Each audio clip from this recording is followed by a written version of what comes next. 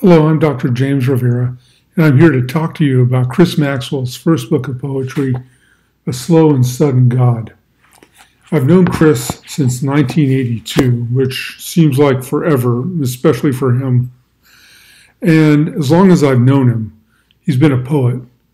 He's done all kinds of things in that time: youth pastor, campus pastor, speaker, writer. But he's always been a poet. And he's been a poet, I would say, even before he's been any of those things. He's always been writing poetry. So this first book of collection really means a lot to him. And it means a lot to me, having seen him write really great poetry for all this time and not see it into print anywhere. Now, what should be interesting about this collection to experienced readers of poetry, and I'm one of those. I studied poetry in graduate school. My dissertation and first book was about poetry. I'm a published poet, but I'm not going to talk on a technical level here. I will just say that if you're that kind of person, if you read a lot of poetry, you'll find this poetry interesting. But I'd also like to say, if you're not experienced with reading poetry, you'll find this poetry very accessible. You'll find that it speaks to you. And what I think is really interesting about Chris's poems is that as a pastor, he writes from the perspective of a caregiver.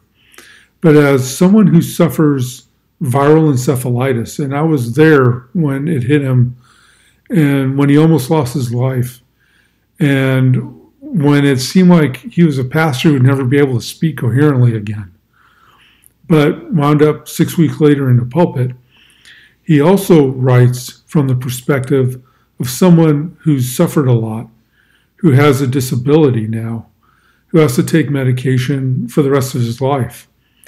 So his poems are about real suffering, real struggles. They're very honest from the point of view of someone who has both suffered a serious disability and someone who is a caregiver and has been for decades.